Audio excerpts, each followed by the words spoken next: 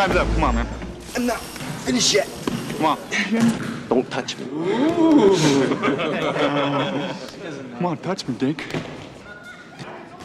Scared?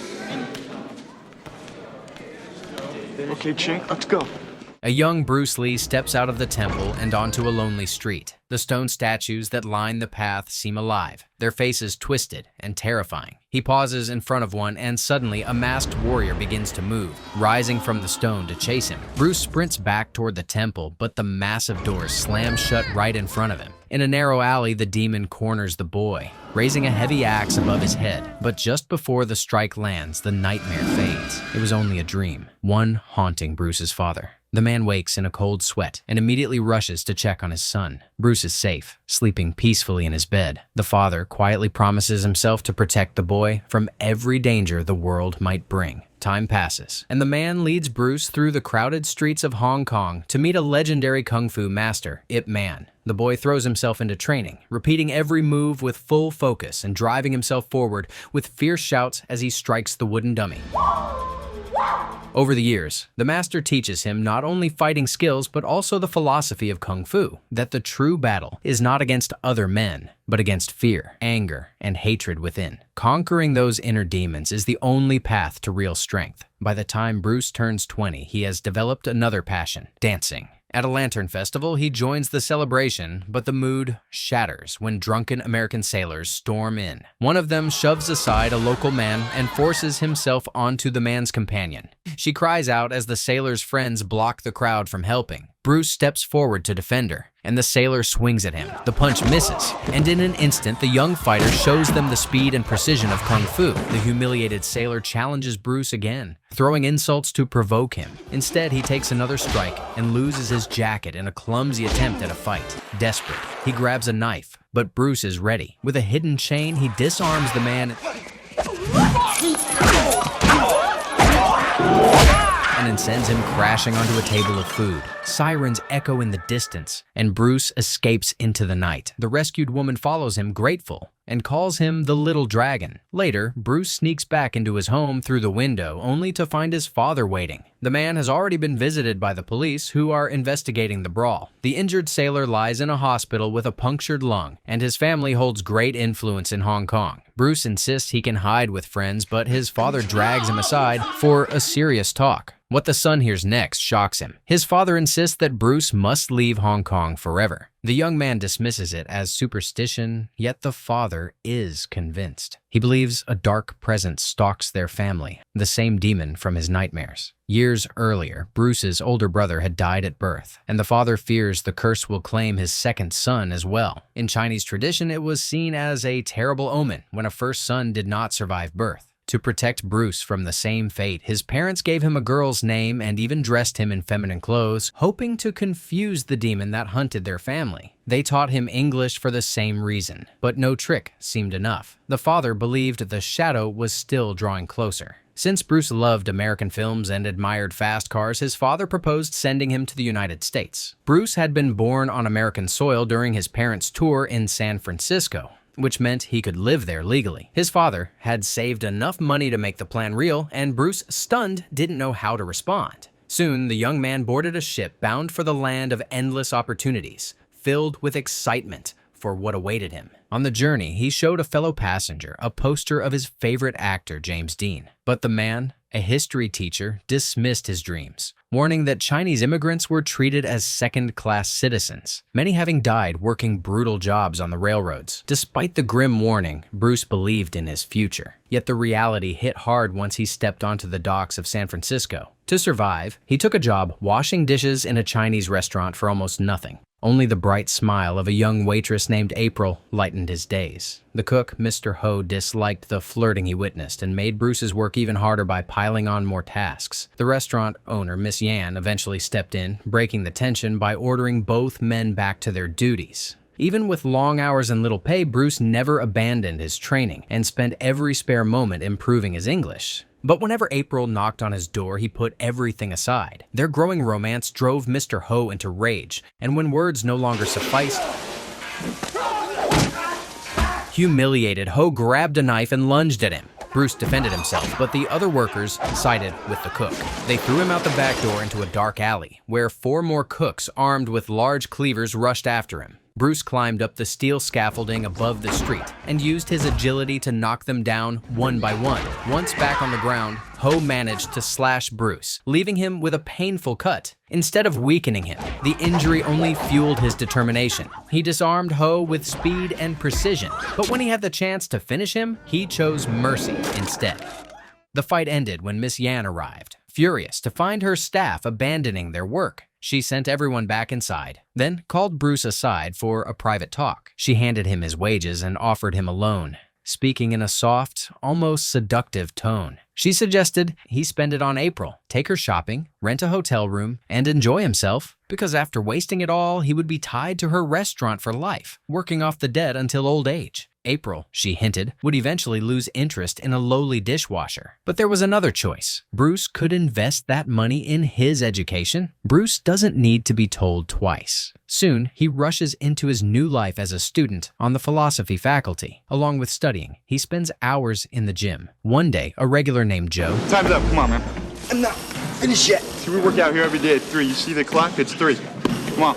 When Bruce refuses, the tension rises. Joe sneers, saying Koreans killed his father and that he doesn't want to see one in his gym. It seems the young man needs a quick lesson in history and geography. Bruce stays calm, stepping aside without reacting. The group of troublemakers celebrate what they think is a victory, but Bruce is determined to finish his workout on his own terms. He challenges Joe to a fight, and the American has to wait as his opponent carefully removes his shoes and socks. Then the brawl begins. Joe lunges with his fists, but Bruce easily dodges, even acknowledging the boxer's form before tossing him over with fluid strength. A series of precise strikes drop Joe to the ground, along with his friends who try to join the fight. The lesson is complete. Bruce quickly leaves the improvised ring, hoping to avoid more trouble. But on the way out, Joe's friends Benny and Ted catch up with him. Instead of hostility, they bring admiration. His skill has impressed them, and they ask him to teach them kung fu. Bruce agrees, and soon he has his own small class filled with eager students. During one session, a young woman named Linda approaches, wanting to join the group. Sparks fly the moment they meet. At the next practice, Bruce calls her out for a sparring match, only to be flipped to the ground with her swift move. Yet losing that round works in his favor. He uses the position to flirt and ends up winning something greater: Linda's agreement to go on a date. That evening, her friend Sherry drives her to meet Bruce and even helps her trick her strict mother.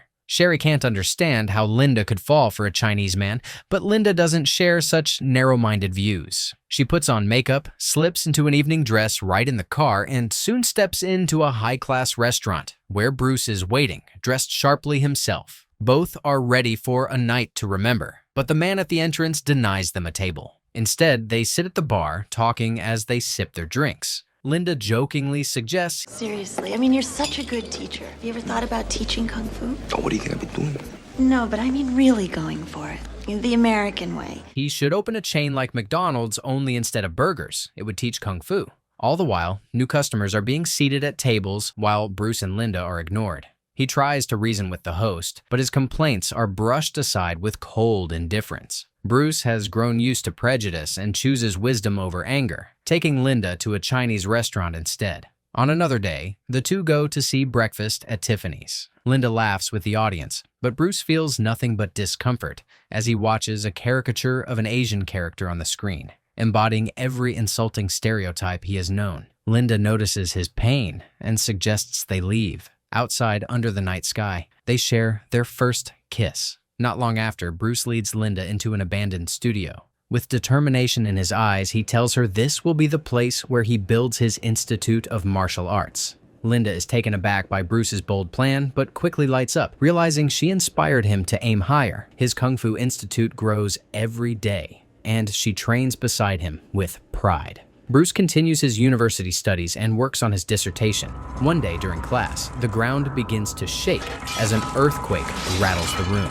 A sudden gust of wind knocks him down and the door bursts open. Through it steps a living statue of the ancient masked warrior. Bruce tries to fight the demon, but its overwhelming strength throws him to the ground in seconds. The figure leaves in silence, and Bruce comes to, realizing it was another vision. The experience unsettles him, and Linda notices his unease. He hides the truth. and instead asks when she will introduce him to her mother.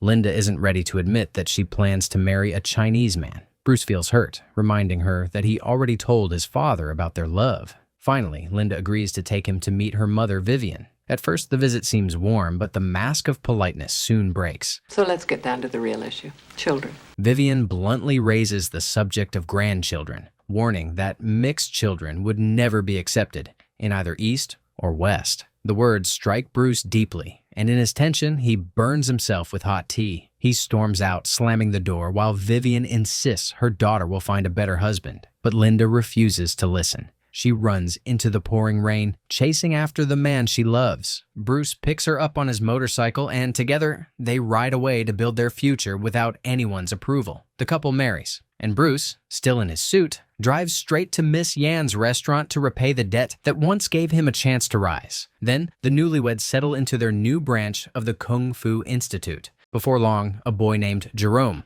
arrives, hoping to learn. Bruce welcomes him, and soon the school begins to grow. One day, Jerome brings a grim message written in Chinese. Bruce attends a meeting with local martial arts masters, who are furious that he teaches kung fu to anyone, regardless of race. The elders, filled with prejudice against both white and black students, demand he stop. Bruce stands firm, explaining that he is sharing the beauty of Asian culture and bringing people together. His words fall on deaf ears, and they warn him that if he doesn't obey, the matter will be settled with fists. Bruce doesn't want to burden his wife with these troubles. He tells Linda he canceled classes due to tax problems, though she suspects otherwise. Determined to face it alone, Bruce steps into the arena with Jerome as his second. The masters send out their champion, a brutal fighter named Johnny, known for killing a robber who once challenged him. Jerome begs Bruce not to fight, but the decision is made. Bruce enters the ring with quiet confidence, landing sharp strikes that rattle his opponent. Johnny counters with ferocity,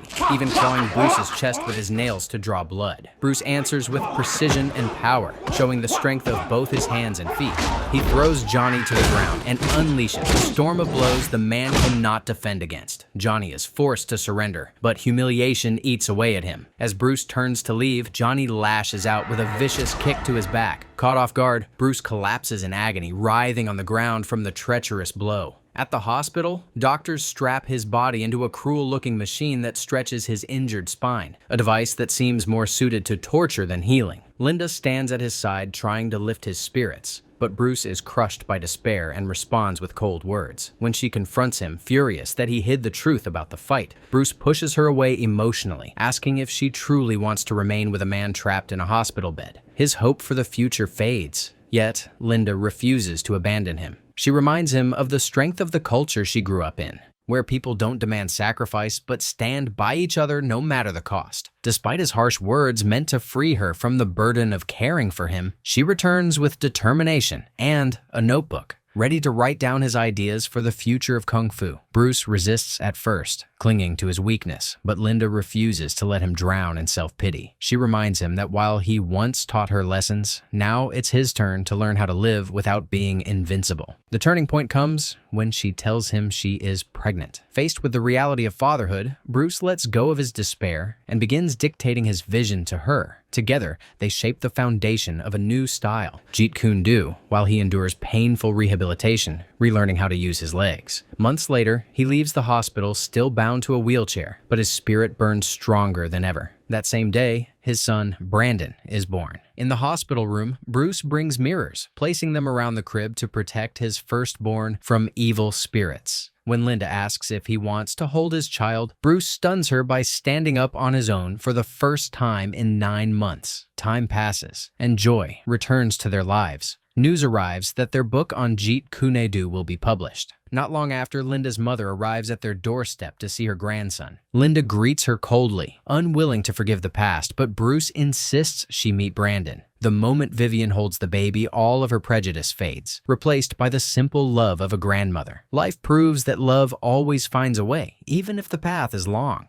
Bruce learns to walk again alongside his growing son and soon regains his speed and strength. But when he finally makes a public appearance at a karate championship, the reception is brutal. The audience boos him, mocking his untraditional methods. To silence the doubt, Bruce declares he can defeat anyone in the arena in under 60 seconds. From the crowd steps Johnny, the old rival, scarred by his pride, is ready for revenge. Bruce has beaten him before and is determined to do it again. Linda, terrified, pleads with him to stop, knowing the doctors forbade him from fighting. She cannot bear the thought of watching him suffer the same fate twice. Bruce enters the ring with unshakable confidence, ready for revenge. Just like before, he slips past every strike Johnny throws, but when his focus slips for only a moment, his old injury is targeted again. The dirty fighter slams his foot into Bruce's weakened back, and for an instant it seems over. Johnny celebrates too soon. Bruce pushes through the pain, regains his stance, and delivers a crushing blow that sends Johnny flying out of the ring.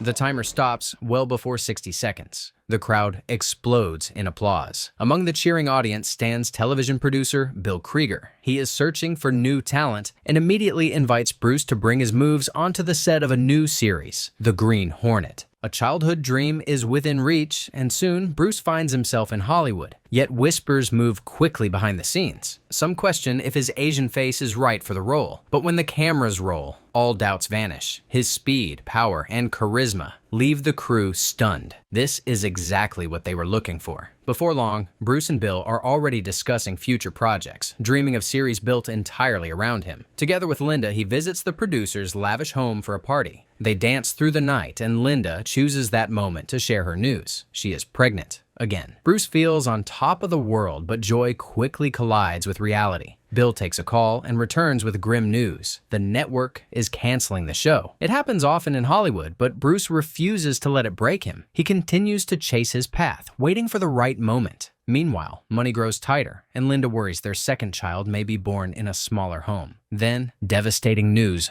arrives. Bruce's father has died. He rushes back to Hong Kong for the funeral, where grief overwhelms him. The demon that haunted his visions returns again and again. In search of guidance, Bruce visits his old master, Ip Man. The teacher reminds him that this confrontation is the destiny he has been preparing for all along. After testing Bruce's strength in a light spar, he expresses pride in his student's progress. But he warns that Bruce must win this battle to break the curse before it touches his son. Hiding will only bring more loss, as his father once learned. Bruce sets out once more, boarding a ship to return home. On the journey, men in suits shadow him, their intent clear. Just when the threat grows too heavy, a familiar voice cuts through. Producer Philip Tan reveals himself, explaining the men were sent to bring Bruce to a meeting. His character from The Green Hornet has become wildly popular in Hong Kong, and a film with Bruce in the lead promises huge profits. Though Bruce longs to return to his family, Philip pleads with him to stay one more day. The talks succeed, and Bruce soon travels to Thailand for the filming of The Big Boss. But danger finds him again. One day on set, Johnny's brother appears, demanding revenge for the humiliation that left his sibling crippled. Without warning, he launches a savage attack, intent on ending Bruce's life. The crew, stunned and confused, assume it's part of the movie and keep the cameras rolling. What unfolds is no staged fight. It is a brutal clash, where both men grab whatever they can. Blades, heavy chunks of ice, even a whirring circular saw become weapons as the two warriors push each other to the edge. Bruce narrowly escapes decapitation, twisting out of the deadly grip. His attacker rushes again, forcing him into filthy puddles, pressing his head under the water. His body weakens, his fight nearly gone. But the legendary Bruce Lee refuses to die in humiliation. With a sudden maneuver, he reverses the hold, catching his enemy off guard. With fury and finality, he drives Johnny's brother into the mud, burying him along with his family's shattered honor. When Bruce realizes the cameras captured every second, rage takes over. He tears the film apart with his own hands, determined that no one will exploit what just happened. Soon after, he returns to Hong Kong. After a long separation, he embraces his grown children and his beloved wife, proudly showing them his homeland. Together, they attend the premiere of The Big Boss. The theater is packed, but as the film ends, an eerie silence fills the room. Bruce assumes the worst, ready to slip out quietly. Then he understands. The audience has paused only to wipe their tears. Suddenly, the hall erupts with thunderous applause. People lift him onto their shoulders, celebrating his first true triumph on the silver screen.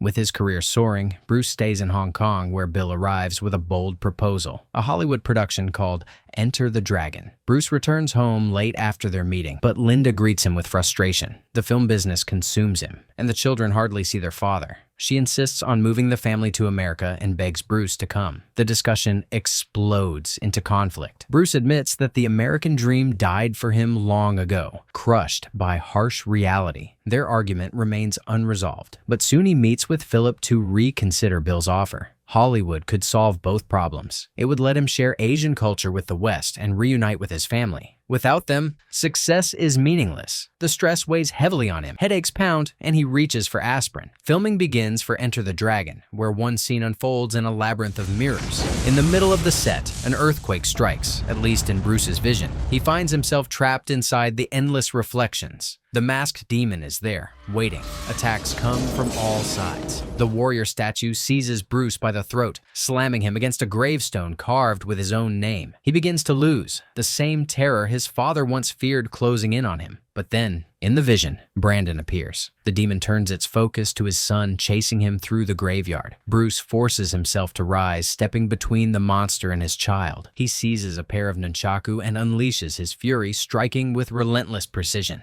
At last, he wraps the chain around the demon's neck and strangles it into silence. He has finally conquered the fear that haunted him since childhood, the curse his father tried to shield him from. Afterward, Bruce steps away from the set, taking precious time to be with his family. Soon, it is time for the final scene of Enter the Dragon. Linda hopes it will mark the pinnacle of his career. He kisses her goodbye, confessing his love before stepping onto the stage one last time. The film becomes a massive success, a worldwide sensation, but Bruce never lives to see it. 3 weeks before its premiere, he passes away suddenly. In Hong Kong, more than 25,000 mourners gather to honor him at his funeral, saying farewell to the little dragon who changed the world. The legacy of Bruce Lee lived on in his children, and at first the filmmakers intended for his son Brandon to take the lead role in a new movie. But Brandon chose another project instead, a decision that sealed his fate. During filming, tragedy struck. An accident on set claimed his life.